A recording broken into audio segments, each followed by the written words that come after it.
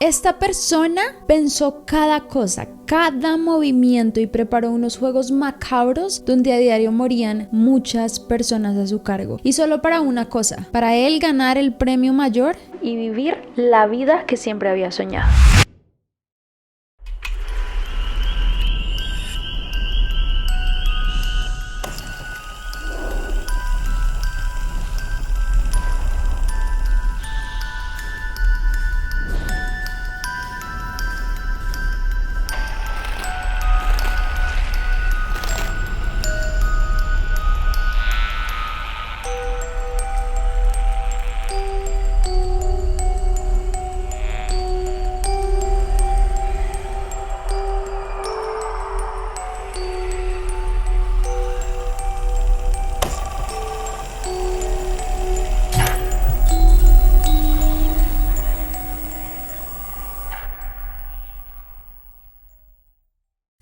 Y bienvenidos a un nuevo video.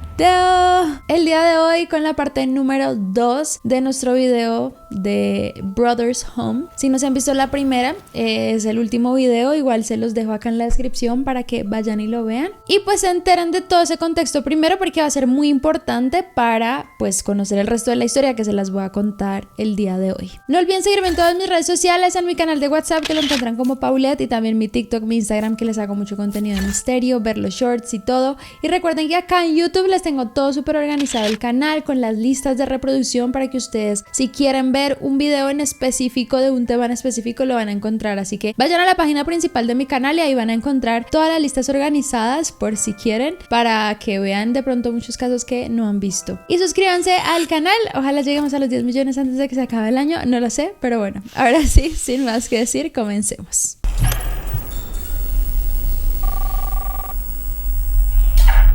El caso de Brothers Home, parte 2.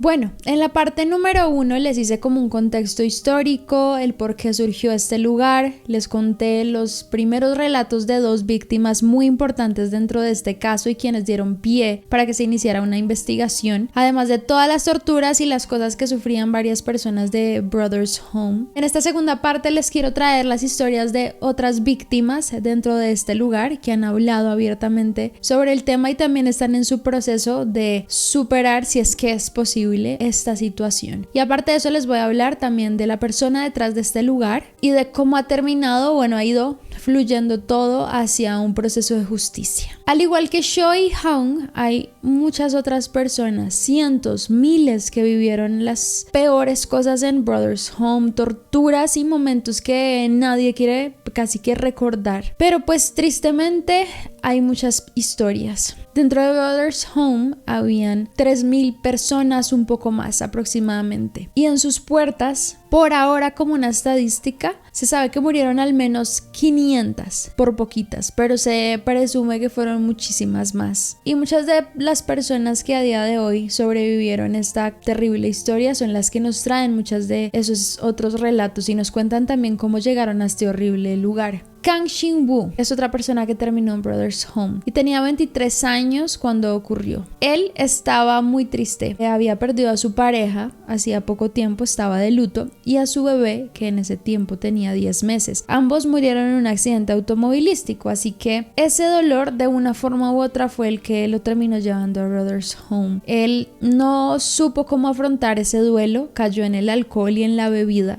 Y fue en un punto donde estaba muy vulnerable que una persona que era como un misionero cristiano se ofreció a orar por él.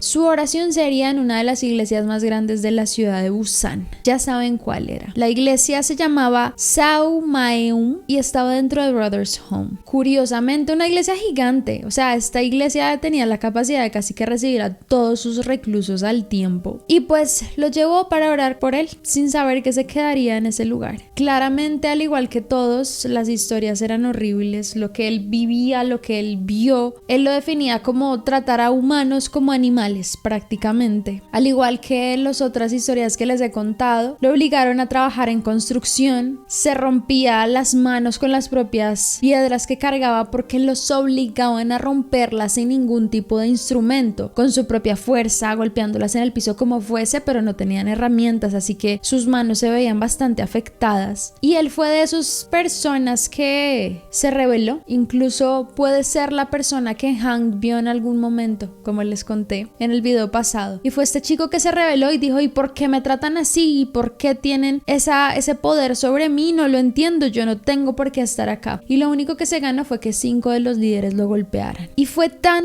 dura la golpiza que lo dejaron inconsciente por una semana completa. Este chico quedó prácticamente en coma y pues le estrellaron la cabeza contra el cemento en un momento, y ahí fue cuando él pierde la conciencia. La historia de él es súper triste también porque él queda con su lado izquierdo paralizado. Acá están viendo algunas imágenes de él dando entrevistas y caminando un poco, y es muy triste como a raíz de esto pues él queda muy mal, y aparte de eso lo meten al pabellón de pacientes psiquiátricos porque pues quedó loco, según ellos. A pesar de todo, él dice que sí, una gran parte de él fue así porque pues el golpe que recibió, el no poderse mover como pues antes, y además pues le empezaron a suministrar a medicamentos antipsicóticos como lo habían hecho con la hermana de Hank, y quedaba aturdido. Eran medicamentos que lo dejaban 8 o 10 horas pasmado, y recuerda muy bien que si él quería, o sea, por ejemplo, si él intentaba no tomárselo o se resistía, llegaba una persona que le apretaba la nariz y le echaba agua con el medicamento por la garganta hasta que se lo tragase. Y para 1987 él es llevado a un hospital pues por su tema de su enfermedad, y él logra escribir una carta en ese lugar, carta que le envía a su padre. Él la recibe eventualmente,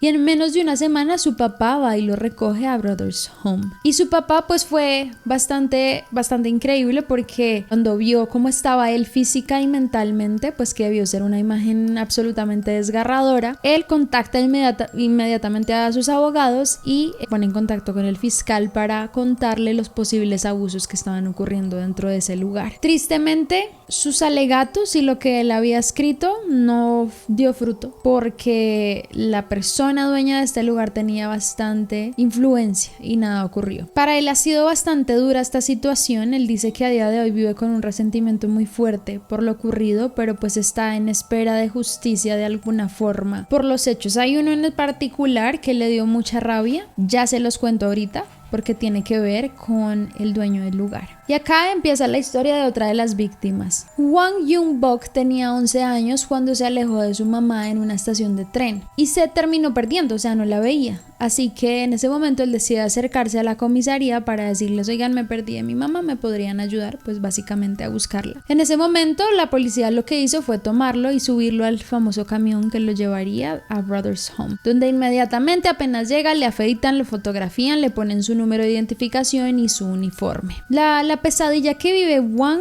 es de 10 años. Cada uno, como ven, pues vive la pesadilla a diferentes tiempos. La de él duró 10 años y él pues no podía creer lo que veía. Niños tan jóvenes, 14, 15 años, cargando bultos de cemento, de arena, de que pesaban 20, 30 kilos, casi lo que ellos pesaban, subiéndolos de un lugar a otro. Él, por ejemplo, presenció uno de los eventos que yo digo que son como más fuertes dentro de estos testimonios, y es que estaban caminando hacia el comedor y vio como de repente un niño comenzó a correr por las escaleras del edificio y saltó por una de las terrazas que ellos tenían. Se tiró de cabeza y pues ya se imaginan. Él se quitó la vida en ese momento y dice que nunca va a olvidar el sonido y bueno, lo que se produjo en ese momento. Él nunca había escuchado algo así. Fue algo demasiado fuerte para él. Vio, al igual que todos, cómo golpeaban a los chicos si no se despertaban a la hora que era, cuando cantaban los himnos, si no coordinaban. Por ejemplo, si durante esos servicios algunos no cantaban correctamente o algunos se dormía, ¿saben?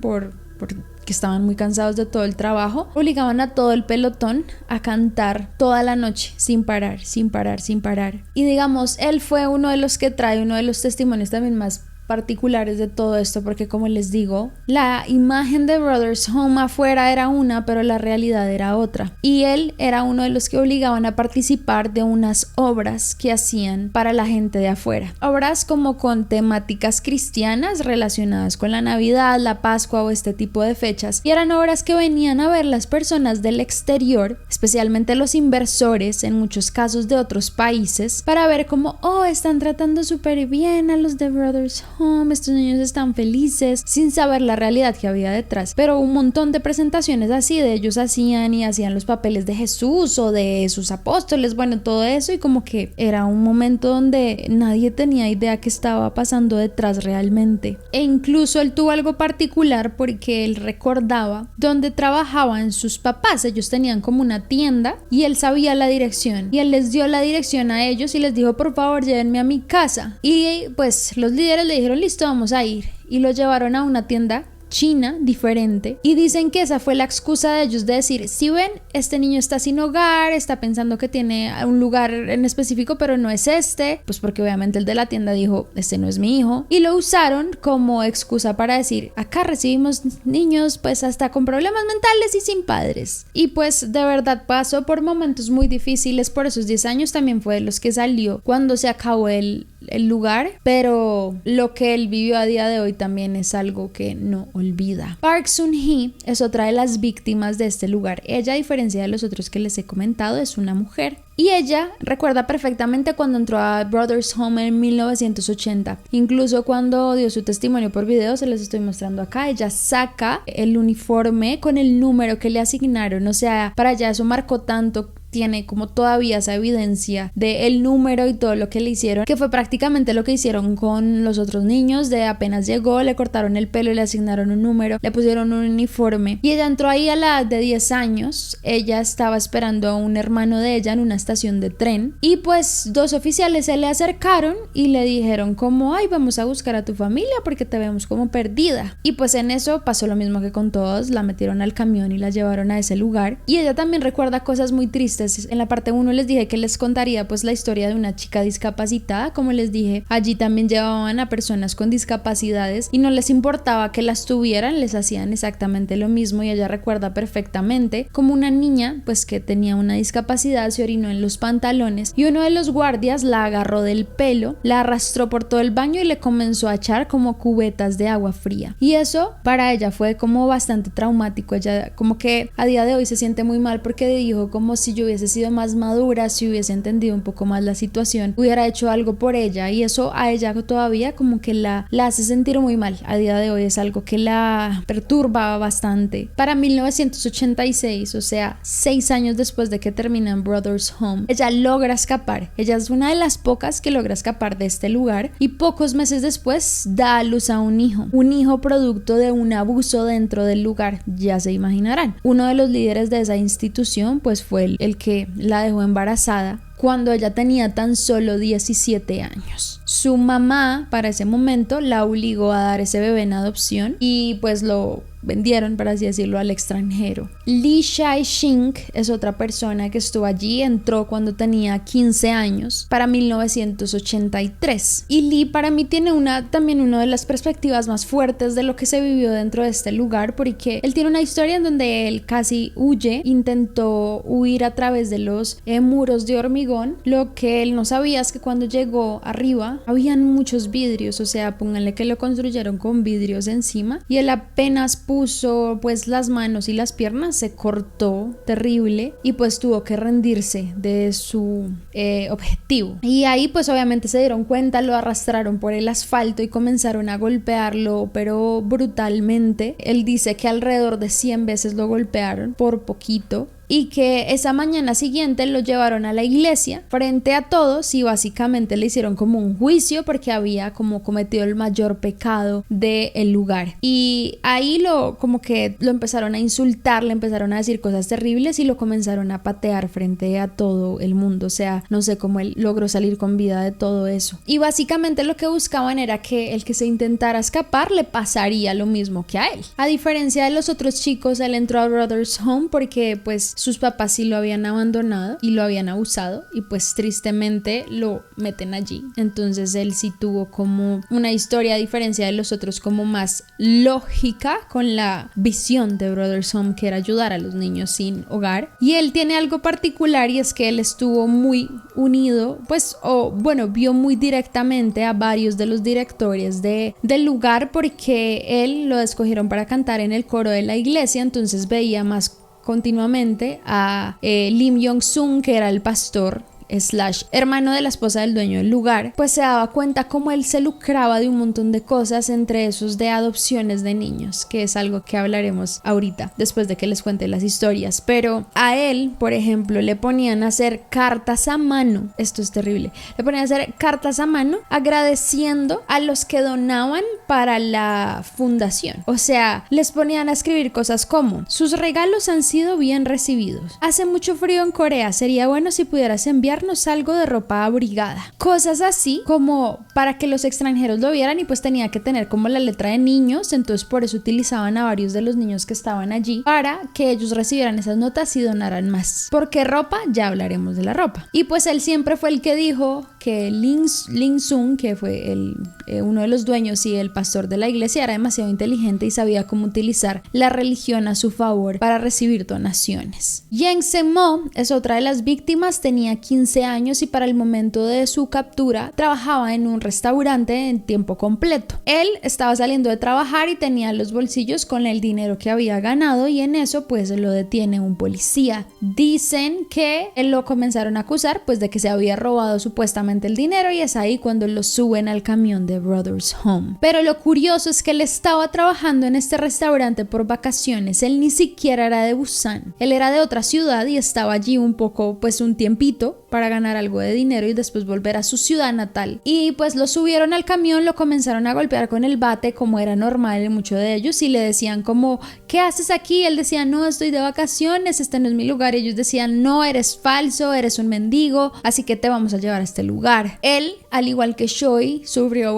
muchos abusos y golpes, pero también mucho abuso sexual. Dice que casi a diario también abusaban de él. 4 años enteros duró en ese proceso, y él fue testigo de la muerte de una persona en el tema de la construcción. Como les digo, ellos tenían que construir todo ese lugar también, y uno de los chicos se sentó a descansar un momento. En eso, pues el líder llegó muy molesto y lo golpeó con el bate de madera, pero fue tanta la fuerza con la que lo golpeó que murió en el acto. Él dice que no va a olvidar como pues la cabeza prácticamente como que estalló en ese momento, o sea, fue inmediato. Y él dice que ese líder lo hizo de esa forma porque él quería lucirse y no quería perder su posición de líder, y pues usó mucha fuerza, como fuerza excesiva frente a ellos. Yang Yeong-seon es otra de las víctimas, que lo secuestraron cuando tenía 10 años. Ella, a diferencia de las otras personas, tuvo un trabajo particular dentro del lugar, y es que fue obligada a trabajar como niñera y limpiadora de los dueños. Así que ella podía ver un poco más esa vida de ellos. Ellos tenían un dúplex dentro del lugar, que ellos mismos también lo obligaron a construirlo y eso, pero el lugar donde ellos vivían estaba dentro de Brothers Home, y allí ellos tenían control de todo. Entonces ella pues conoció ese dúplex porque pues trabajaba y todas las mañanas la obligaban a limpiar, a preparar la comida y a cuidar al bebé de ellos todo el día. Y pues como era de esperarse, pues el director la trató fatal, la maltrataba, la llamaba zorra, le pegaba, jamás claramente le pagaron por el trabajo. Y pues para ella fue algo como muy particular, porque ella siempre quiso ir a la escuela y lo más cercano que tenía era ver cómo la niña de ellos se iba todos los días a estudiar. Bueno, una de las hijas, porque tenían otras. La veía con su uniforme, yendo y viniendo, y ella decía que sentía como esa envidia de poderlo hacer. Ella es la que tiene el testimonio más fuerte de cómo vivían ellos al lado de pues los reclusos, que vivían en unas condiciones terribles. Ellos tenían una vida de ricos, comían delicioso, vivían súper cómodos, y pues tristemente después de que salió, ella pues no ha podido recuperar su vida, sufre depresión, ansiedad, toma pues bastantes medicamentos, y a veces se siente muy mal porque dice que no puede ni ayudar a su hijo con las tareas porque ella nunca terminó la escuela. Ella dijo: toda la familia estuvo involucrada en el negocio, se beneficiaron de él y han vivido una buena vida.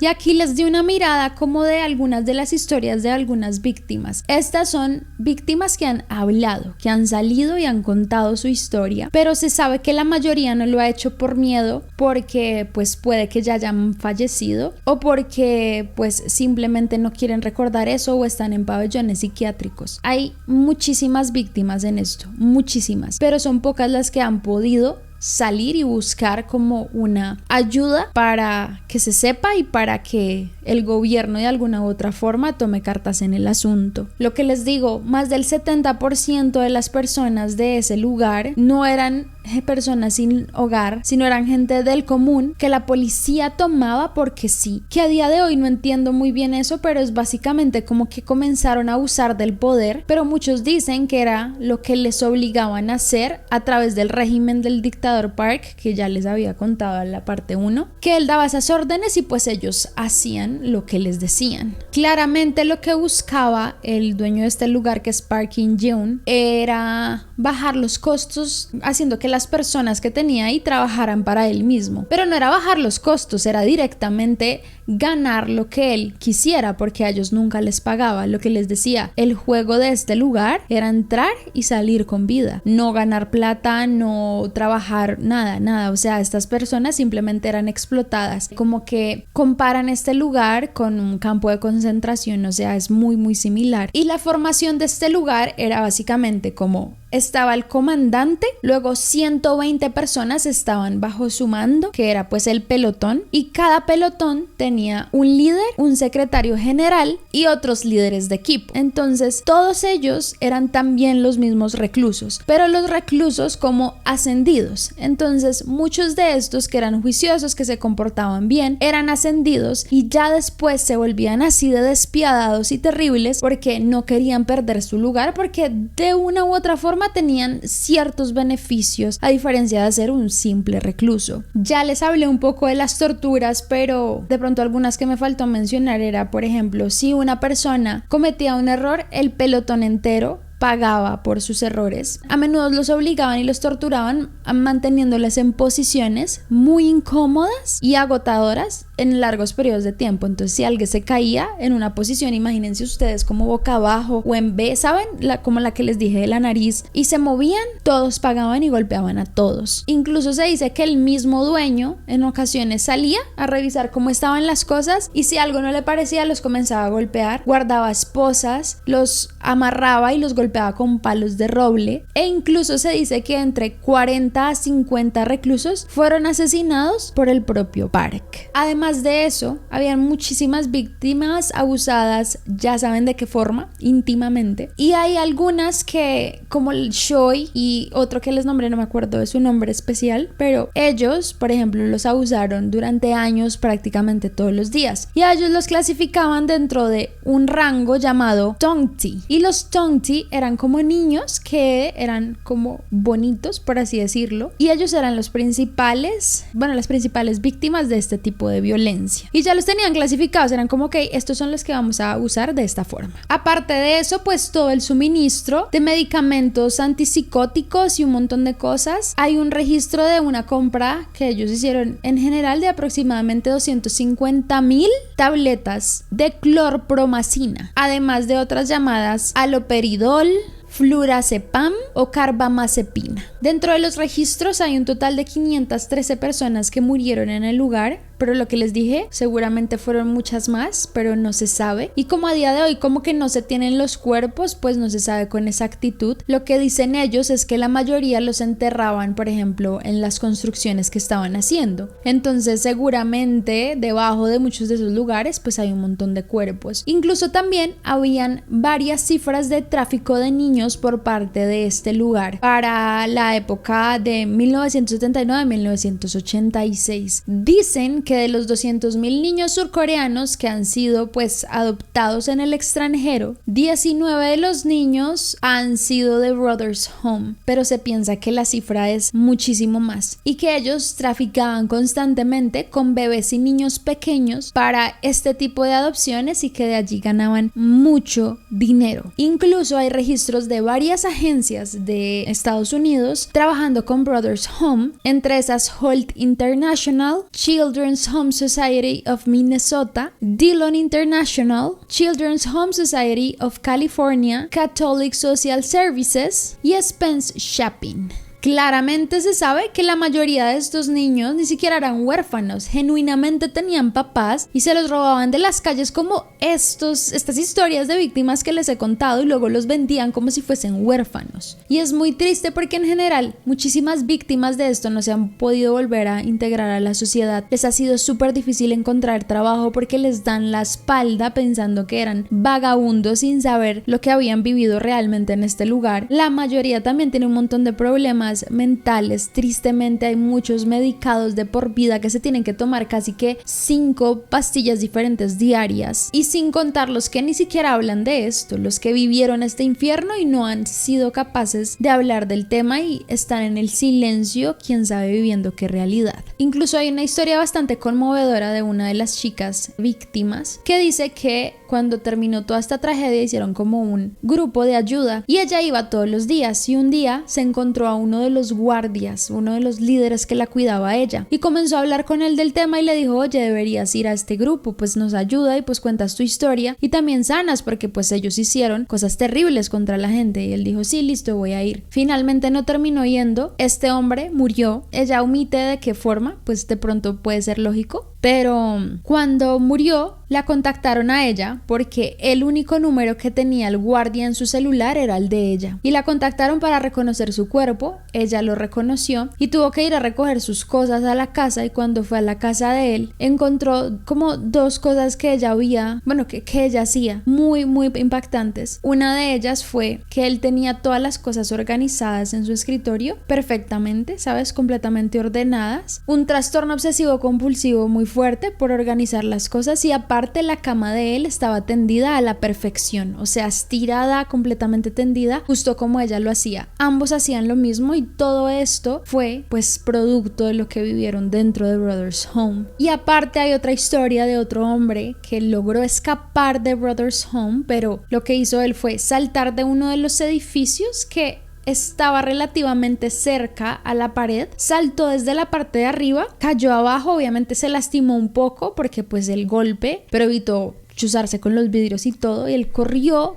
por su vida. Él estaba niño, corrió hasta que llegó a un lugar militar, y a él pues generalmente los militares cuando lo ven vestido con el traje, el uniforme azul, los regresan porque pues dicen que son vándalos o vagabundos, y pues él le pidió ayuda, que por favor no lo regresara a ese lugar, y milagrosamente el militar lo salvó y le dijo: bueno, no te voy a llevar de vuelta, vete rápido. Y él logró escaparse de ese lugar. O sea, es de las pocas historias que logra como escaparse, pero pues claramente cuando él cuenta la historia y todo, nadie le cree, y es muy duro para él. Pero acá quiero entrar en la historia del dueño. ¿Quién era el dueño de este lugar? ¿Qué pasó con esta persona? ¿Y está pagando o no? Pues esta es la historia de Park In-wen, que por cierto, Park In-wen fue boxeador. Esto no lo menciona nadie en la información que yo encontré, pero me parece importante mencionarlo. Ustedes saben que yo he hecho anteriormente casos de personas que han sido boxeadoras, luchadores, que han terminado matando gente, y me parece importante este factor de que él haya sido boxeador porque pudo haber influido en muchas de sus conductas, para que lo tengan ahí como presente. Pero bueno, Park In-wen era el dueño de este lugar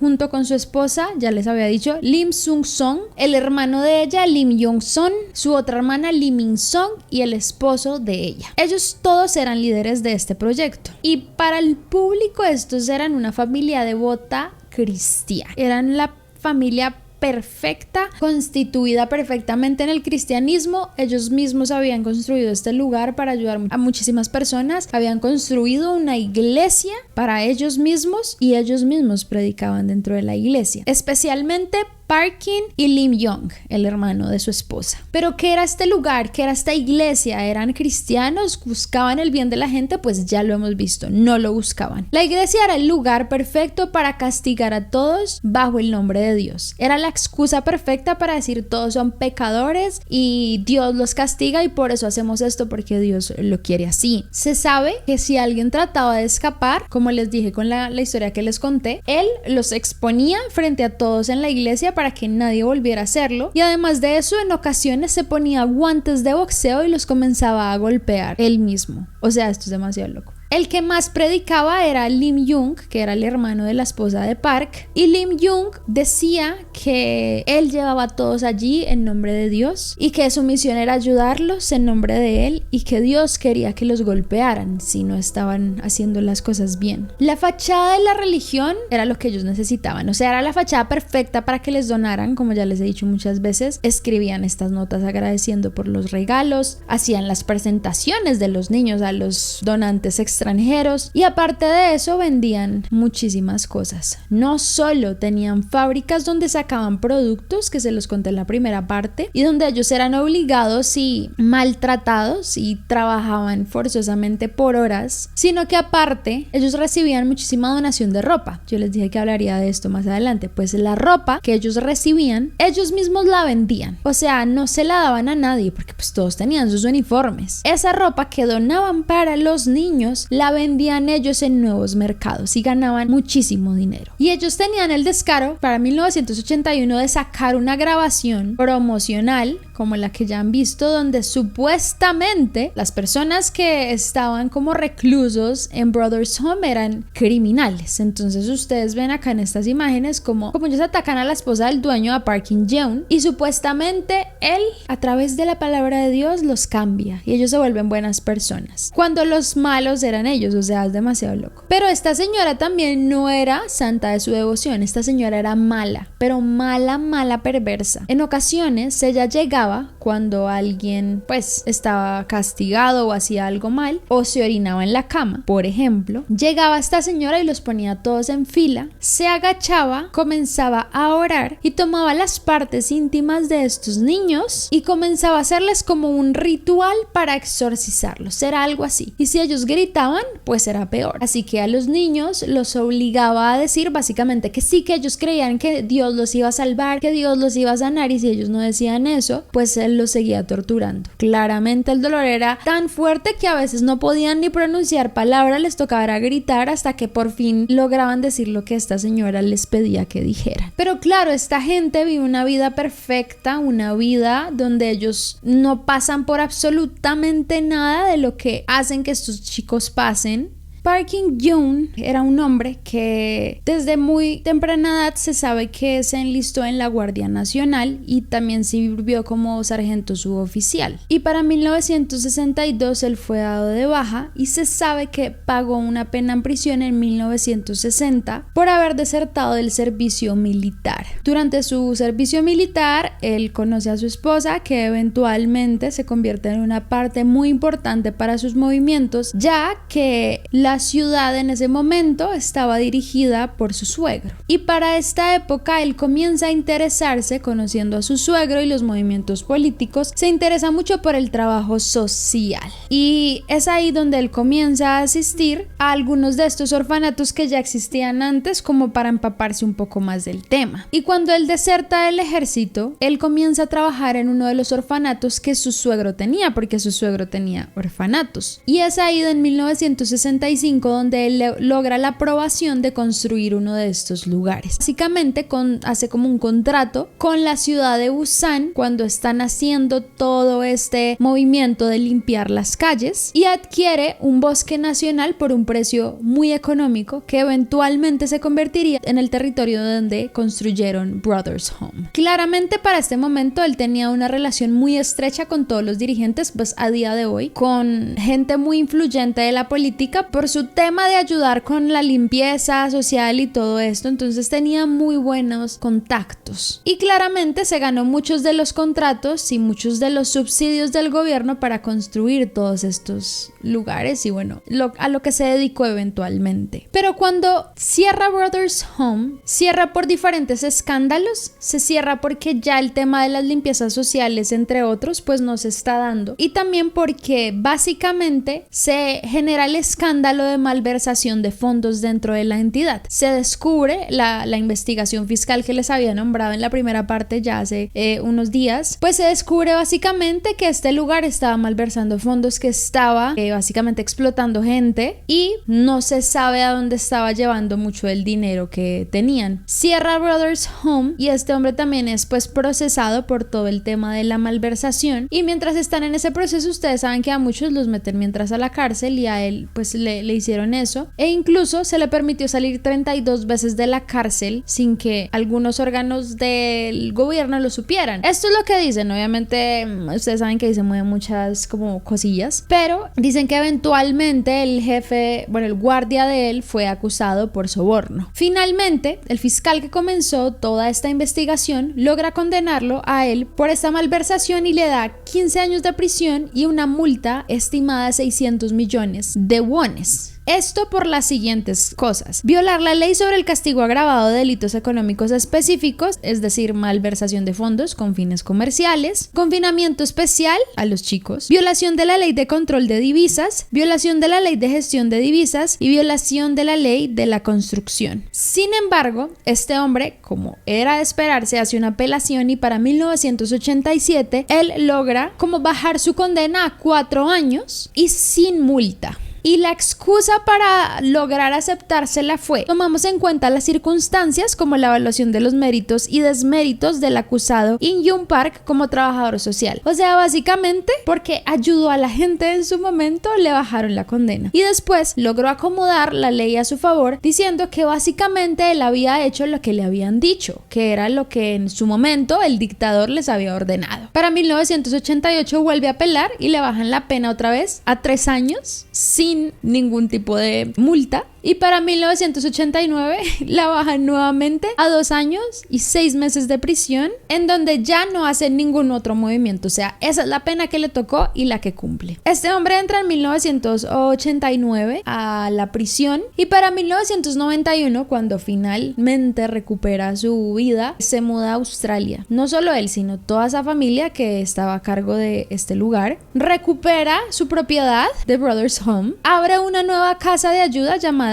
Casa de Siloé, pero en este caso es un asilo de ancianos discapacitados. O sea, yo de verdad que no lo puedo creer. Compró otras empresas, entre esas una de aguas termales, gimnasios, negocios de alquiler de bienes raíces y propiedades para construir campos de golf. Todo eso con la malversación de fondos de Brothers Home. Es decir, su lugar de explotación terminó pagando los lujos del resto de su vida. Y acá es donde está una de las historias que les tenía pendientes de uno de los chicos que ha hablado sobre Brothers Home, y fue un hombre llamado Ling Bong Kyun, que fue uno de los reclusos de Brothers Home, quien en 1995 él decide llevar a Australia y que comience a trabajar para él en los campos de golf. Este chico decía que se lo llevó ilegalmente, que no le pagaba y que aparte lo maltrataba. Lo hacía trabajar del amanecer hasta la medianoche, 6 días a la semana, arreglando sus equipos de golf, recogiendo sus pelotas y bueno, todo lo que tuviera que hacer. Y dice que al final del día le daba un paquete de cigarrillos y raciones de comida. O sea, eso es demasiado loco. Obviamente también lo golpeaba, le generaba todas las torturas y abusos que él hacía también en Brothers Home. Pero lo triste de esta situación es que él no podía hacer nada, porque estaba ilegal, no podía escapar, no sabía dónde ir, y que estuvo en ese proceso y en esa tortura por 8 años. 8 años, amigos. O sea, es demasiado loco. Curiosamente, en 2002, unos adolescentes con unas discapacidades murieron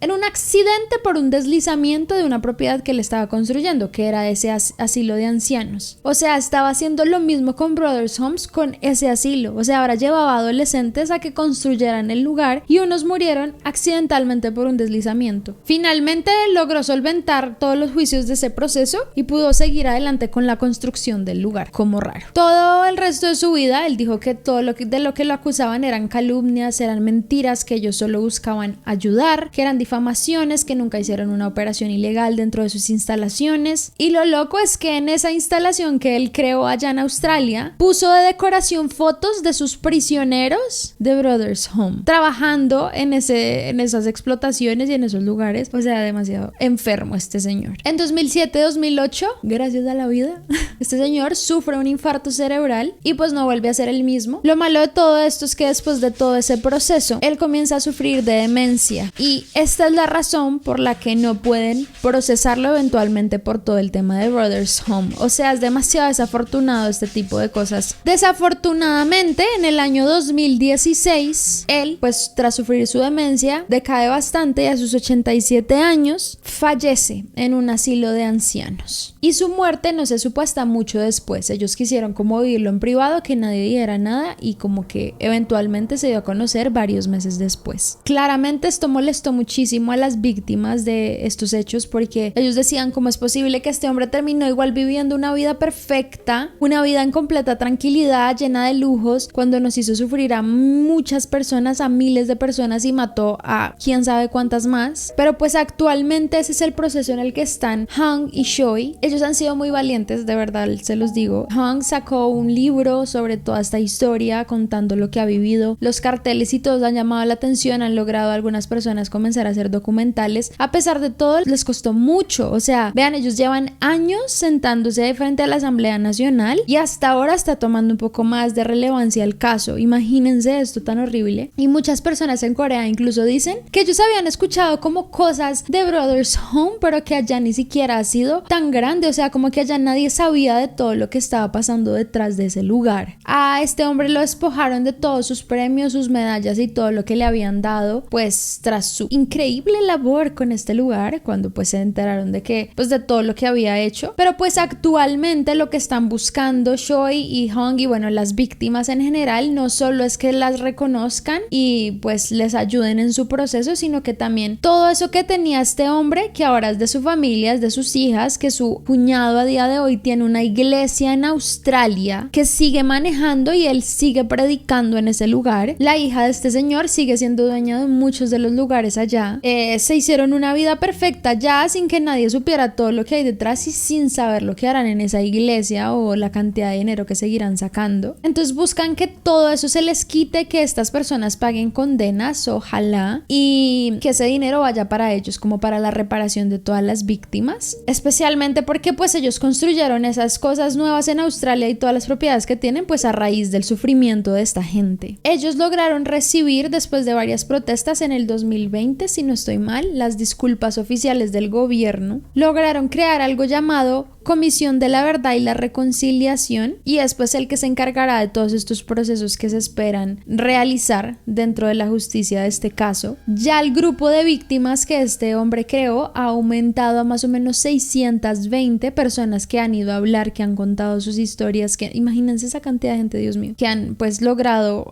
ver esto con una mirada más de reparación, y pues varios de ellos claramente están comenzando a presentar sus demandas y todo hacia el gobierno, y él los ayuda como en el proceso, tiene como un equipo especial que los va a ayudar a todos en ese proceso. El fiscal general de ese momento, llamado Moon Moo-il, se disculpó con ellos. Esto acá les estoy mostrando las imágenes. La verdad fue muy difícil, escuchó los testimonios, lloró, les pidió disculpas a nombre pues del gobierno, que esto es bien raro, pero bueno, es parte de lo que se hace en estos procesos. Y pues sí dijeron que ellos sentían una profunda responsabilidad por todo lo que habían vivido estas personas dentro de este centro de bienestar. Y finalmente también, después de una huelga donde Choi se subió a el tejado de uno de estas asambleas, después de varios días ellos lograron también que se aprobara la llamada Ley Básica para la Solución de Eventos Pasados para la Verdad y Reconciliación, y básicamente pues tiene como objetivo investigar todo lo que ellos vivieron, ver pues dónde ocurrieron las violaciones de derechos humanos y pues reparar eventualmente a las víctimas. Muchos llaman a estos eventos, aparte de algo relacionado con los Squid Games, le dicen la versión coreana de Auschwitz. Ustedes saben que eso fue